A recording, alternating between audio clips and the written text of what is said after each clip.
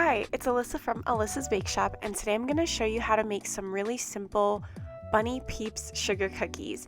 Now, I was in Target the other day and I saw those Bunny Peeps and it just brought me back. They're very nostalgic. I remember eating them when I was a kid, and since I have this forward-facing bunny cookie cutter, I thought, you know what?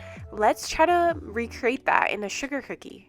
What I did was I made the icing colors for all the different types that they have in the store. There's a purple, a blue, a pink, and a yellow. So I went ahead, I made those colors, and I also bought sanding sugar for each of those. And I also made little mini baby bunny cookies that you will see as well in the video. And I will link all of the products that I use down below. I think this is definitely a great practice for beginners if you've never iced sugar cookies before, because what we're going to be doing is we're going to be dipping them in the sanding sugar anyway, so it's going to flatten the icing down. It definitely doesn't have to be exactly perfect. I do still fix it with my scribe tool a little bit. It's just something that I love to do. The scribe tool is basically my best friend when it comes to sugar cookies. And then all you do, as you see here, you just lightly push it down and then that's it. You set it up to dry. And that's really all it takes. I think this whole set took me about 20 minutes.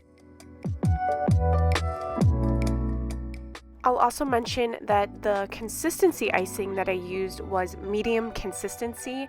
I just found that it works the best, and I have a video about the different icing consistencies which I can put in the right hand corner. So if you want to do the whole thing where you create a border like this with the piping consistency and then fill it in with flooding icing, you could totally do that as well. I usually work with medium consistency icing because it actually doubles as both a border and flooding icing, and this helped me out because I was in a rush to get these done, but you can go about it any way that you prefer.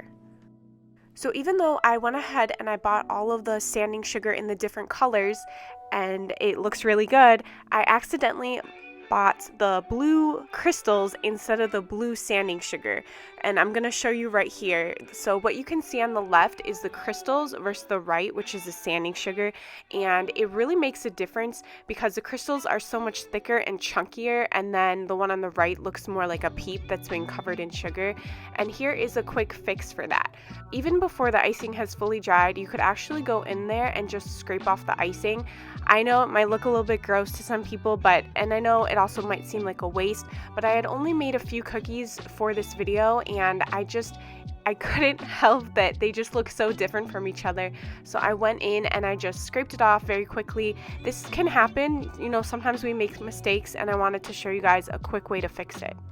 And I'm definitely also a perfectionist when it comes to things like this. I did not have enough time to run out to the store and get blue sanding sugar, and I decided that I would just try the white and see how that looked.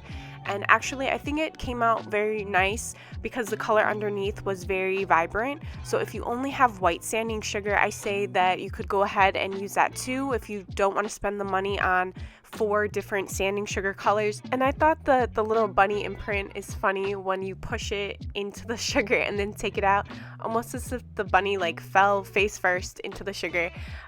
Yeah, I don't know.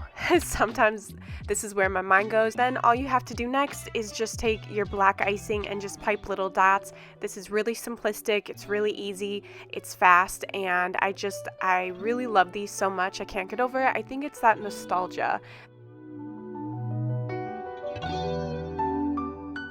But overall, I'm really happy with how they came out. Sometimes I love the complex designs and I think that they're really beautiful, but it's just kind of more my style to just really prefer the simplistic designs, because even though these are really simple, they just really make a statement on the plate. And I just have these tulips in my house and I just put them on the plate, and I just thought that that was so cute for Easter. So I hope you guys enjoyed this video, and I'll see you next time.